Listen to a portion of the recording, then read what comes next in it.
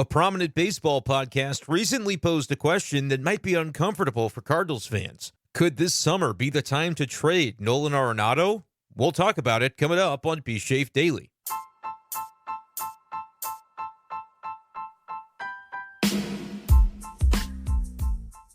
What's going on, everyone, and welcome in to this edition of B-Schaeff Daily. Brenden Schaeffer here with you. I am recording this here in the evening hours on Wednesday, May 8th, 2024. We'll probably release it sometime on Thursday. I'll say this off the top for those who have not listened deep into the recent podcasts. This is a weekend off for me from live shows or daily shows. I'll be in Atlantic City. I'm in a wedding for my best buddy this weekend, and I won't be back until Sunday night.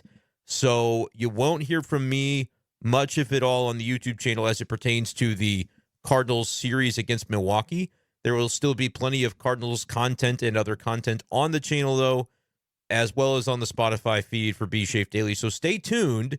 Just know that we're going to react together to the Milwaukee series when I get back on Sunday. But I've got scheduled posts and lots of good stuff that I've worked on to bring you guys from some different radio shows and some different things that you probably haven't heard yet. So stay tuned to that. But I wanted to get into a B-Schaeff Daily here that is not necessarily going to pertain to what's going on in Milwaukee, right? Because we're going to ask a question that could be difficult to face for Cardinals fans, but I think a lot of folks have already allowed themselves to go into this place mentally and wonder if things continue on the trajectory and the path that they're on for the Cardinals right now, if this might be the time this summer to trade Nolan Arenado and get something for him while you can.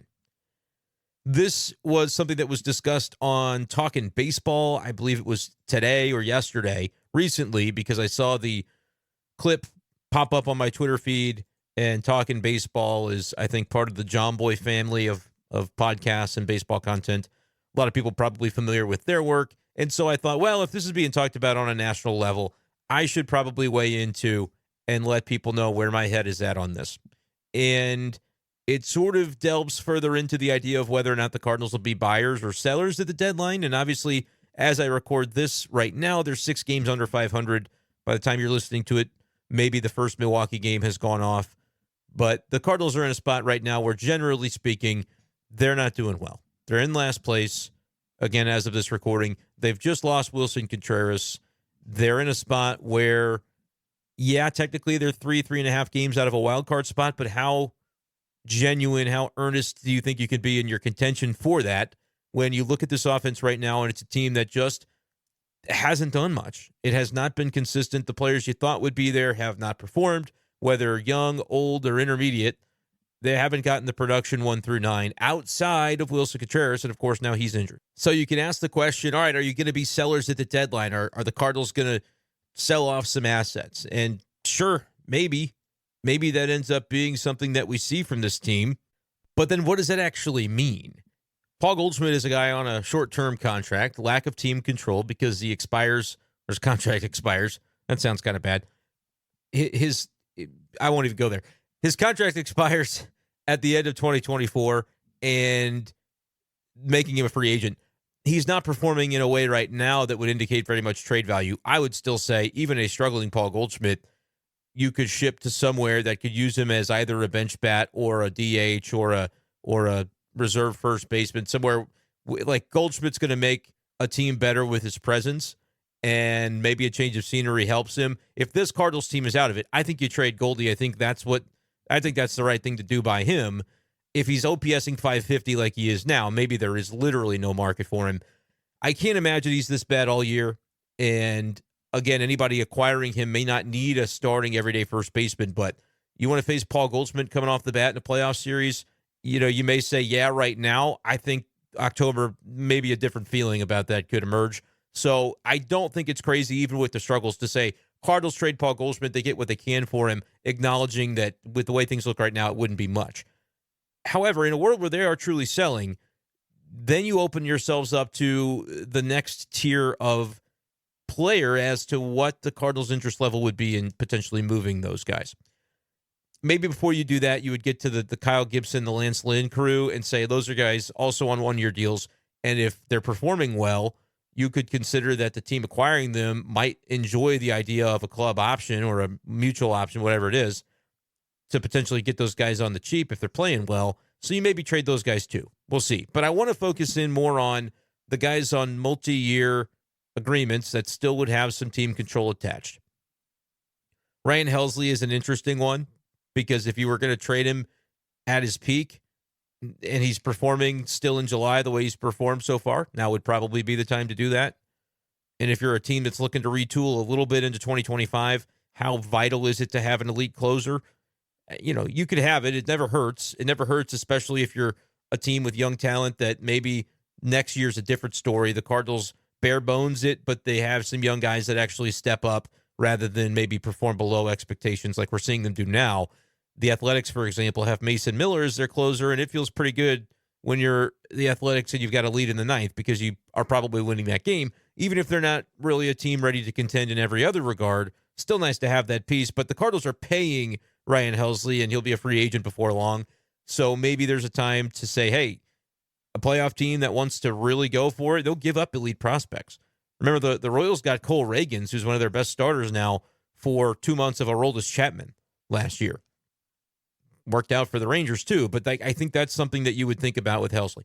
Arenado's the interesting one because I don't think it's as simple as teams would just be clamoring to go after him. Depends on the performance, and right now, as I record this, you look at Arenado, and he's the one guy on the team outside of Wilson Contreras that I would say had expectations for him, and while he's maybe not meeting those expectations, his numbers are passable. He's given you enough, right? And maybe you'd say like a Mason Wins in that category. You didn't expect a lot out of Mason Wins, so I don't feel like it's apples to apples, but 740 OPS for Arenado is not where he wants to be, and I don't think it's where he'll end up. It's even below the 774 OPS he had last year, which, the end of last year was really just not good for Nolan and had some slumps, obviously, during other portions of the calendar. But 740 OPS and good, whether he wins the Gold Glove or not, he's that caliber of defender for sure, and he's only 33, turns 34. Well, he just turned 33 in April. So a young 33, if you will. And the contract situation is such that you might think, well, if he's not performing, it's an albatross of a contract, kind of like when the Rockies traded him. You didn't get a bunch of prospects in Colorado because they were really just angling to make sure they dumped the money, and they even went as far as to pay down some of the contract in order to ensure that they, in the midst of a rebuild, did not have to be sunk into $25 to $30 million a year on Nolan Arenado, who was still a great player at that time, still might be one, but they also felt like get something for him and be out from under the money. That's a win-win. Let's go ahead and do it, Cardinals. I don't know if the Cardinals were going to trade him this offseason or, this July, if they were really going to accelerate things. I don't know that it would be the same situation because when you look at the contract, the Rockies are paying down a portion of it still, right? You have a little bit of a decrease on what you're going to owe him because the Rockies gave you all that money. I think the money has been delivered. I don't know that I could be wrong on this, but I think it already happened and it then gets allocated out. But $25 million or so is the baseline luxury tax value. But Arenado's contract is interesting in that it is a declining contract value. It's not one that's backloaded. It's almost the opposite, where when you count the money being paid down by Colorado, it's something like 21, 16, 15 million as the Cardinals work their way down to the remainder of this. And then there's deferred salary as well that you do have to consider for the next, 8 or 9 years after. I mean, the deferrals are kind of crazy, actually. If this is right, according to SpotTrack, $30 million of the 2022 through 26 salary is deferred at $3 million per year. Arenado will be making money until 2041, which is kind of crazy. The deferrals, I think it's, the present value of money is always higher, but those guys don't mind the deferrals. I'd love to be 20 years retired from the league and still making $3 million for something I used to do. That's kind of cool. I understand, though, the time value of money that ends up being team friendly, and I think it ends up helping the luxury tax balance as well. My point is, though, the contract on Arenado is not actually the albatross anymore. And it's not that it ever was, but that the Rockies felt like it was. The Cardinals, I think if this is right, you find different numbers from different places you look here. I think I'm looking now at Baseball Reference. $32 million next year is the baseline, but 5 of it by the Rockies, and then I think another portion is deferred, so the Cardinals don't have to pay it just yet. $27 million for 2026, another $5 million paid by the Rockies, more deferrals to kind of lighten the load on the actual calendar year in which that will be paid. And then 2027, he's got a $15 million salary. They added it prior to 2021 after he was traded. It was almost like a sweetener to say, I'll waive my no trade. Even though the Cardinals are where he wanted to be, the player always is going to have leverage in those spots. So he gets to waive the no trade. They add an extra year at $15 million, knowing that, like, okay, if nothing else, if Arenado at age 36 is cooked, that's at least a hefty buyout, right? Where if in 2027 he's not able to on the open market command $15 million, he knew on the front end that he would be getting it anyway, right? Like if he continues to play pretty well the next couple of years, I think he'll want to renegotiate a deal with, if he's still with the Cardinals or wherever he is, or he'll go into free agency. The preference, though, I think would be to renegotiate that as a $15 million, because he can probably make more on the free market. But it's interesting that was baked in the way that it was. It's not an option. It's just guaranteed money. So I assume the thought would be contract gets reworked before it ever gets played out, but maybe not. Maybe that's just the way that the contract was done, and they said that's fine to do it that way. Both parties were into it. So either way, it does make it a little bit more interesting if you were to trade him, because pay him a lot, decent amount in 2025, 2026, it's even less. It's only like $22 million, and again with the deferrals, it ends up being less. 2027, if that ends up being a year that you expect him to play on a $15 million salary, that's not a noose hanging around the neck of any team that would look to trade for him, even if he was declining as an asset at that point. But Arenado's interesting because he's playing some pretty good defense, and the numbers, while the power hasn't been there, he's a 280 hitter at this point, in 287, on base 350. All he needs is pop a few dingers, and suddenly he's Arenado of old. And has been coming around a little bit in that regard. Hit a home run recently, but he's only got 2 on the year. So it's one of those deals where what's his power going to be if you're a team acquiring Nolan Arenado? What's it worth to you? Good third base defense and a light hitting 280 with good on base numbers is not going to set the world on fire, but it's also, the pedigree that Arenado brings to the table. So there might be teams, when you consider the contract, he's controllable to an extent. It's not crazy because of all the different teams that will be paying him money at this point if you were to trade him. I think it just boils down to the performance, and teams that are looking to win a World Series would say, yeah, I'll give up prospects for that guy. Market value-wise, his contract's not crazy moving forward. I don't think it's a case where the Cardinals, especially if he's performing. Now, if he's not, it's a different question, but if he's performing, I don't think the Cardinals would be told by teams, well, he's got all this money he's owed. No, it almost becomes an asset to the deal to say that Arenado is under team control, and you don't have to worry about re-signing him for a number of years. And honestly, you deal with it at the time, figure out what you want to do as far as an extension or not, and maybe he doesn't feel too happy about if a team that acquires him doesn't want an extension. Maybe he forces one when the trade happens, right? Like he had that leverage the first time to add the extra year when he went from Colorado to St. Louis. Maybe a similar thing could take place. But if there's a Dodgers or there's another team out there that, you plug him at third base, even if you've got a decent third baseman, you plug him in and you're getting Gold Glove caliber defense. And if you've got an already, like a ready-built team to win, Arenado doesn't have to bat third or fourth. He could bat fifth or sixth in your lineup, and suddenly you are just a remarkably deep lineup, right? And the Dodgers is always the team that I feel like we talk about because everything that happened last year around the deadline with all the hinting and the wondering of would the Cardinals make a move then, the Dodgers were interested. I think it was kind of contrived by LA media more than anything else. But it's interesting. Like Max Muncy is out hitting Arenado by 180 points on OPS, but he's kind of their third baseman now in Los Angeles. I would probably take defensively Arenado over Muncy, just calling it without really digging into the numbers. I think that probably makes sense. But I mean, my goodness, imagine a lineup where you're going Betts, Ohtani, Freeman, Muncy, Arenado, Teoscar, or Arenado, Will Smith. Like you could really have Andy Pages is hitting out there for this team. I mean, it's crazy what they've been able to accumulate in LA. So maybe the Dodgers don't feel they even need him, but even if you didn't need him, why wouldn't you take him? I think is the question. And would you be willing to give some talent, some young up-and-comers that would make it worth the Cardinals' while? I think there'd be a market for Arenado, especially if he continues to heat up with the bat the way that he's done. Even if he's hitting 290, 295 with 10 homers at the deadline, that's not his usual power production, I think teams would be into it. So, okay, if we've established that there could be a market for Arenado, what would be in it for the Cardinals as to doing it right now? Because if they're talking about this on national podcasts, it's like, is this just the topic that won't go away, but it's got no legs? Or is it something that the Cardinals, in a world where they're really not competitive this year, should ultimately be willing to consider?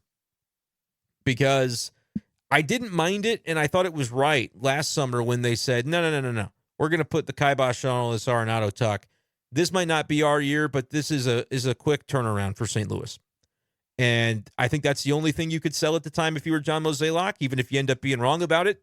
At the time, I think they owed it to the fan base to try. And you can make your bones about the extent to which they did try in this offseason. They signed Sonny Gray, they signed Lance Lynn, they signed Kyle Gibson, Keenan Middleton. They made some little adjustments and some trades to try to stack the deck in a little bit more of a favorable way. Didn't really do much to the offense, but didn't think they had to. And maybe that ends up being their fatal flaw. We know the way things are going for this team offensively right now, and it's what's holding them back largely. In addition to, just the awful situation that they had coming into the offseason from a starting rotation standpoint, to where they had three guys and you still end up with Matz and Michaelis in that rotation. And I was understanding of their desire to give Michaelis another opportunity here because they're already paying him to do so. But then that maybe reflects more on the contract itself and the extension that they maybe didn't need to do. But they also felt like, shoot, we were going to have to fill 3 spots anyway. Having Michaelis be one that's at least known, feels like a known commodity, would be prudent. And, his skills maybe have declined and he's not been as consistent. And so now you're worried about that spot. But nevertheless, my point with this whole line of conversation is that I don't mind that the Cardinals said, no, we're not going to sell on Goldie and Arenado last July. It's incumbent upon this franchise and this front office to fix it, and that's what we're going to try to do. So we don't want to sell guys that can help us win in 2024. That was their mindset. You can always use hindsight to say, well, they didn't win in 2024, if, in fact, they don't win, and they would have gotten a hell of a lot more for Goldie then than now when he's not performing, and maybe the case could be said for Arenado, although his numbers could end up still being better in 2024 than they were in 2023. It might be easy to look back and say, yeah, they should have traded him because now we know the way it played out. Now, there are a lot of Cardinals fans who would tell me they knew then the way this would play out because there were a lot of you, and I will say I remember it. I'm not trying to play revisionist history and pretend like it didn't happen. A lot of folks did come in and they were skeptical. I think people were willing to get on board because spring is the season of hope and belief. So even if you had your doubts, you were ready to go with this Cardinal team day one. And then the season started and we just haven't seen it go the way that you wanted it to yet. And so you can lean back on saying, look, I kind of had my doubts anyway, which makes me a little more frustrated that they didn't trade off the assets in July like Arenado and Goldschmidt that they maybe could have gotten something for.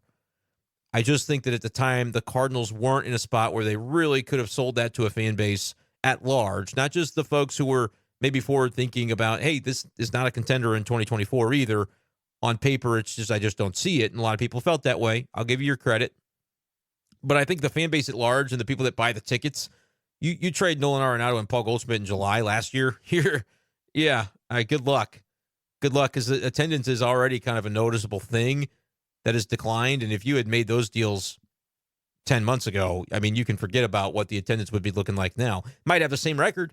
I can't say for sure that you wouldn't, depending on how they would have backfilled some of those holes at third base and with Goldschmidt at first.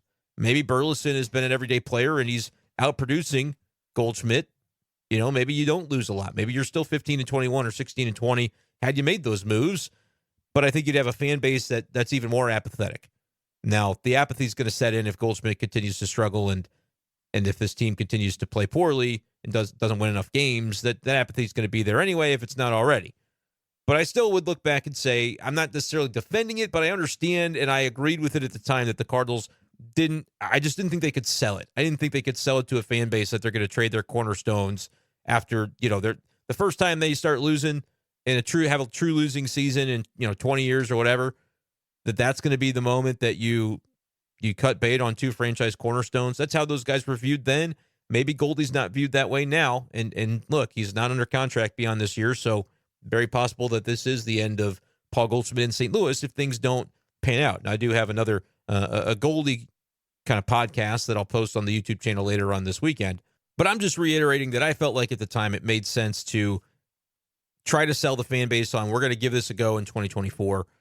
And the reasons don't matter, by the way. The reasons, if it doesn't pan out this year, don't matter. You can't use the Contreras thing as an excuse because Contreras was playing incredibly, but your team wasn't. It's not like you were playing great and then you lost Contreras and it all went to hell. We don't know what's going to happen right now, but we do know that the Cardinals weren't performing before they lost him, so you can't lose him and then say, well, that's why. And especially if it's John Mozeliak, he can't say that. I mean, he just can't. He's got nowhere to hide. He had to fix it. It was up to him. If he didn't, he should step aside at the end of this season. I don't need him to step aside before that, although I do think it's a conversation that if you decide, hey, it's going to be another sell-off at the deadline, who should be in charge of that? Should it be Mo or should it be the guy that's coming after Mo? The problem with that is I don't know if you'll know in time, if you'll have time to line that up. Now, if it's an internal option, you would. If you're going to promote Gersh or if you're going to promote Randy Flores or if you're going to give the reins to Chaim Bloom, which would be my prediction, and for the record is what I think they should do if they're going to go a different direction. I think you really do need a shift and a fresh voice. It's not to say that the other folks in the front office aren't quality, but I think you need to go in a bolder direction, and Chaim Bloom is the closest thing to being able to do that. And maybe that's why they wanted him in as an advisor anyway. If they thought, hey, if this isn't going well early, to task Mo with trading off more pieces at the deadline when he's not going to be around in the organization to see it through, maybe wouldn't be fair. Maybe by June, Chaim Bloom takes over. I don't know. I don't know if that's a consideration or not. I might be reading way too far into hypotheticals at this point. But I do think, while Mo never will be fired per se, I do think that it just wouldn't be fair to the Cardinals organization to have a second losing season, to continue to tell fans to be patient, and then you sell off again and still get to finish out the contract for 2025. I just don't think that would sit well with a lot of people. So it is up to John Mozeliak to fix it. And I understand that nobody saw this coming. And you're going to say, well, I saw it coming. I knew they would be 29th in offense. Okay, sure. At any rate, I don't think that the reason that they're struggling was going to be at the top of everybody's list February 1st. If you were told, hey, the Cardinals are going to be 15-21 on May 8th, May 9th, why do you think it is? They would have said, well, the pitching plan didn't pan out. Mozeliak got these bottom of the barrel starters, and yeah, Gray's a nice piece, but they just didn't get enough around Gray. And so I bet the rotation bottomed out. Okay, that might have been probably answer number one for a lot of people.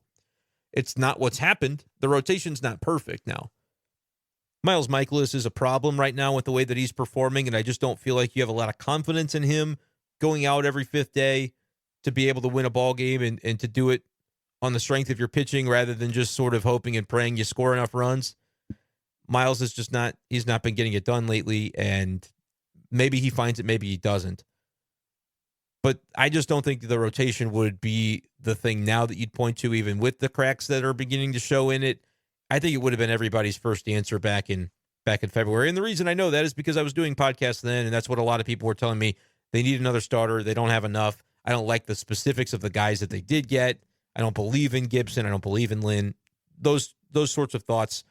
Clearly, they could have used another one, but I continued to think, and that's why, too, when we say the Cardinals didn't really go for it all the way to fix it in 2024, they did things that, if everything breaks right, it could have been fixed, and maybe it still happens. Who knows? But they didn't go all in because a lot of people were saying, well, you can't have Matz as your number 5 starter. I don't trust him. I don't trust him to stay healthy. And I said, totally hear you.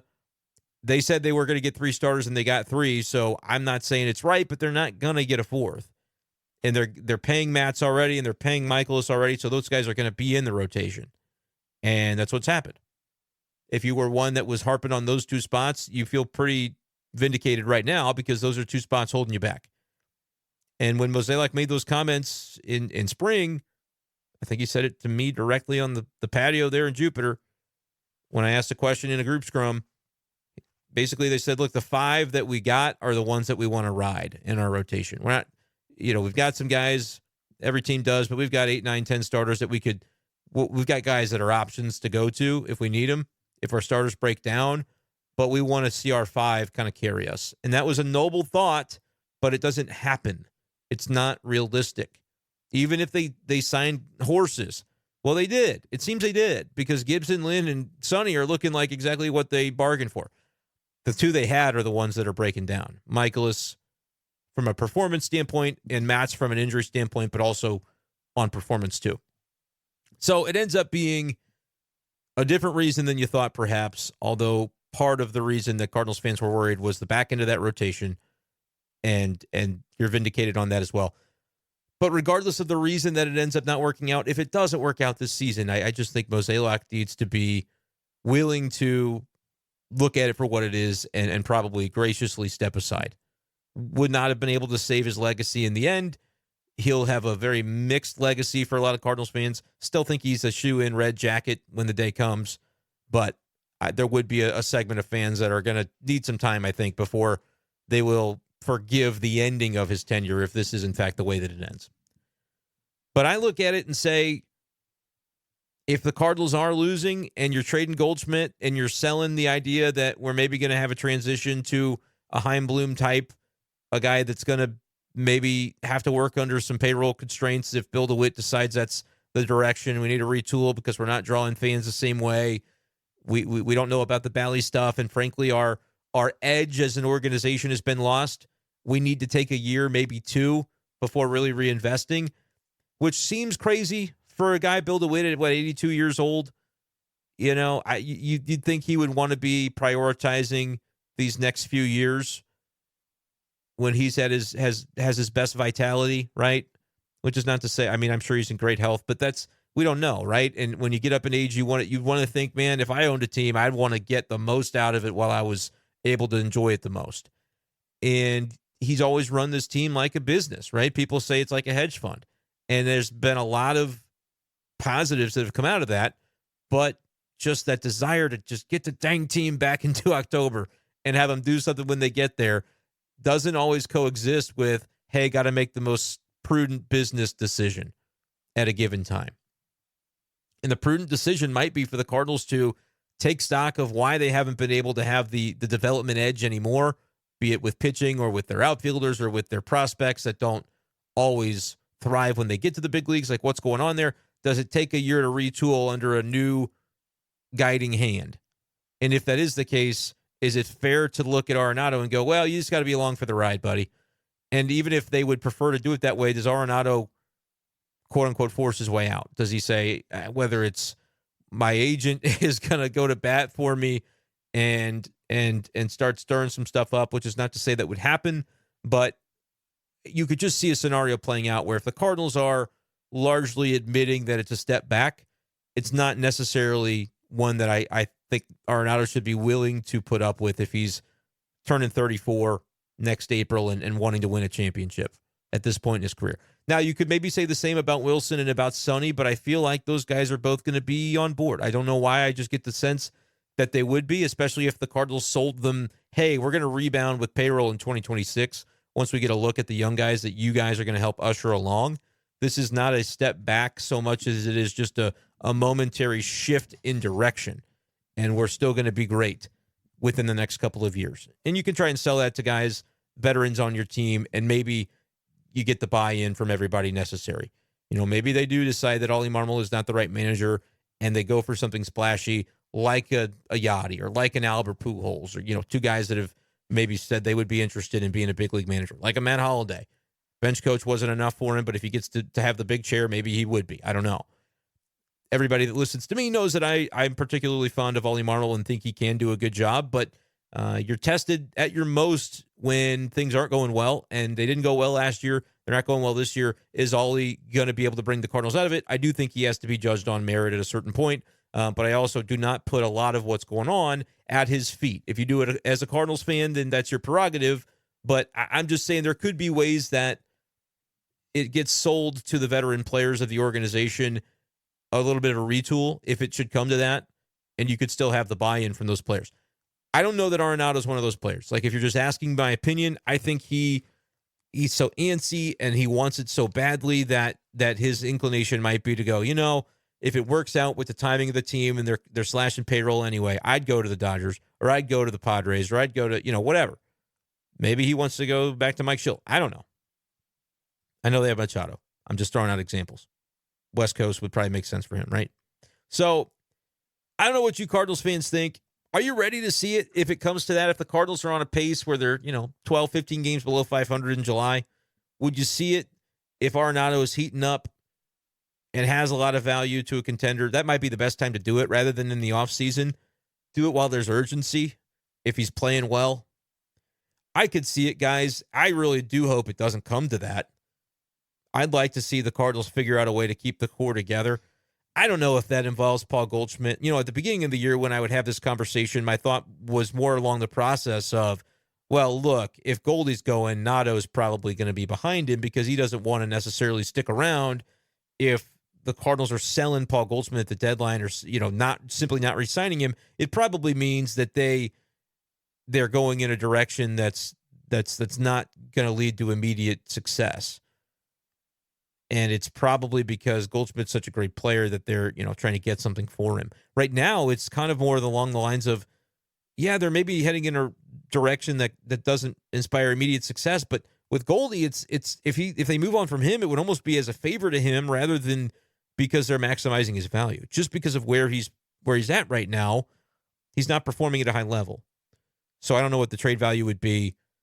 Clearly, it's easy to look back and go, yep, they should have traded Goldie when he still had some real value. I don't know what they would have got for him. I don't know if the Baltimore Orioles take a plunge on Goldie last year. They've got a bunch of position players now, but maybe they would have liked him as a first baseman. That kind of seemed like there could be a match there. I don't know. It's a spot where you just hate to think about it, but the Cardinals and their fans have had to think about a lot of things that they don't want to think about over the past, 14, 15 months, whatever it's been. And a potential Arenado trade, I think, is part of that. It's going to become part of the lexicon. It already was last summer, and the Cardinals awkwardly handled it. They tried to sidestep it. They don't talk about speculation until they had to and said, no, we're not trading Arenado and Goldschmidt. Okay, on the record, you did that. Now we're seeing the fruits of that, decision, and it's not necessarily bearing a lot of fruit for the Cardinals. I'm not criticizing the decision because it's the one that I would have made, but their inability to turn this team into a winner the following year now has a lot of scrutiny on what's the future for Arenado and doesn't make sense. Doesn't make sense with the timeline of the organization. If they do have to admit there is a bit of a retool that they're about to embark upon, does Arenado feel like that's maybe something he doesn't need to be involved in? And can the Cardinals coalesce with that viewpoint of, hey, we can get something for this guy and jumpstart what this retool could look like? Let me know, Cardinals fans, what you think. Again, it's hypothetical because this team needs him right now. Right now, they need Arenado. They need Goldschmidt to turn things around. They need all these guys to perform so that they can avoid the doomsday scenario. Even though I've made the commentary that for the first time of the year, I am of the opinion that in a binary choice of yes, they will or no, they won't make the playoffs, I'm on the no, they won't side. But that's not the same as predicting that they're dead and gone. There's still a lot of season left, but I'm skeptical that with the pieces they have and without Contreras and with, a rotation that's done a solid job but hasn't been perfect and has two spots right now that are major question marks, I just don't know if there's enough momentum there that the Cardinals can just do it themselves and turn it around without a spark. And instead of a spark this week, they ended up losing their biggest spark to a 6 to 8 week injury in Wilson Contreras. So that's going to be the invitation to a lot of this speculation and different conversations as to whether Nolan Arenado might be available. And I think you can sell the defense. You can sell the 350 on base and the 290 batting average. And if he just gets a little bit more slug going, Arenado could have value. I mean, he's a 113 OPS plus right now, 13% above league average. I know that doesn't say a ton because for his career, he's a 122. and we've seen a bit of a drop back for him, but it may not take long. He has a great week, and suddenly you're going, yeah, look at those numbers by Arenado. Teams are going to give up something for that guy, and it's maybe not too far along where he is only 33. It's not like he's over the hill age-wise, and you can make a compelling case that now could be the time if the Cardinals are already going to be a team looking to maybe take a step back. And then I guess, again, the next question would be who should be allowed to be responsible for an Arenado trade? We know Chaim Bloom, if he ends up getting considered for the role, for the head executive role, he's already got it on his resume that he traded Mookie Betts. Now, that one didn't go great in Boston, and you could make the case that he was ultimately let go for how badly that one turned out. But it's also not his fault because I feel like ownership was sort of dictating that and saying, we're not going to be able to re-sign this guy. We're not going to pay him, so get what you can. Almost saying it without saying it. Like, hey, well, the payroll needs to be this. Mookie Betts is going to make, what's he asking for? Okay, I can do that math. Even if you don't tell me explicitly you got to trade Mookie, you are telling me that there's not budget to bring him back. So I'm Chaim Bloom. I'm going to do the best I can to get something for him. Maybe even if it doesn't happen this July, if a guy like Chaim Bloom takes over, maybe that's a November trade that happens and he ends up taking on that unsavory role of having to be a guy who trades away a franchise player once again. And fans might not like it. Some fans might think it was necessary because of where the organization's at. But someone with the tact to do a move like that, he's done it before. He ate the crap for it that everybody gives him when I still don't feel like it's fully his fault that it happened the way it did. Maybe he's asked to do that again in St. Louis. Maybe he goes, no, I'm not taking that job because I see the writing on the wall that that's what would have to happen. Maybe he knows the deal and is willing to take it on because he thinks he can turn the Cardinals around. Maybe John Mozeliak gets this team to, where they're not sellers at the deadline, and it's a different question of, all right, you didn't sell at the deadline and you didn't lose at all. You didn't have a terrible season, but you also didn't make the playoffs. You won 79, 80 games. What happens now with John Mozeliak? What happens now with the next step for an organization that did the retool? They did the on-the-fly, let's fix it with free agent pitching and trust in the young development of our position players and make a go of it in 2024. It didn't really pan out. It didn't happen. This isn't an October baseball team, if it should come to pass that it isn't. And so what ends up being the determination from not only how the front office feels about that, but the folks who employ the front office, ownership. Does a second losing season in a row make it clear that the direction of the team is such that trading Arenado is maybe not so crazy? Because it would spell further disrepair of where the team is at, where the org is at, than just chalking up last year of 71 and 91 to here are the reasons it happened. World Baseball Classic, we had new catcher, we had this. We didn't anticipate how much it would be a problem to lose Yachty, to lose some coaches. You could paint a nice picture of why last year didn't happen. Happens twice in a row, and people aren't going to want to hear the explanations. Even if they aren't excuses, even if it's just an explanation at that point, people won't want to hear it, and I'll agree with them. It's time for a change and a shift in direction if this year doesn't turn around.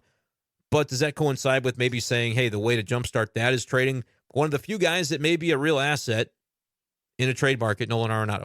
Let me know, Cardinals fans, what you think. Let me know in the YouTube comments below. Make sure to hit subscribe in the lower right-hand corner of this video and to follow B-Schaeff Daily on Spotify as well. You can also find the ad-free versions of all these podcasts on Spotify. I used to put the links in the description here on YouTube. Not getting a ton of traction from those links, but I've had a few people say, hey, how do I listen uninterrupted with no ads to the podcast? And I get that DM occasionally. You be the next one at B-Schaefer12 on Twitter if you want to support the podcast by becoming a monthly subscriber to the Spotify version of it for uninterrupted episodes. I will get the YouTube channel memberships going as well. A lot of different perks are going to be involved in that, including bonus episodes, badges and such on the channel, shout outs and more. I just don't want to, I feel like it would have been kind of cruel to release that today. I think it's about ready. But to release it and then go away for 4 days where I'm not like hands-on with YouTube, once I release that, I want people to be able to ask me questions and pick my brain about it before they sign up. So I'm going to do that next week, I think is the plan. But that's going to do it for this edition of the show. Appreciate you guys so much, as always. We will talk Brewers series on Sunday, but stay tuned to the podcast feed on Spotify and to the Brenden Schaeffer St. Louis Cardinals Writer YouTube channel for plenty of videos that I've packed up and got ready to go for content all weekend long. Thank you guys so much for listening, and we'll talk to you next time on B-Schaeff Daily. Peace.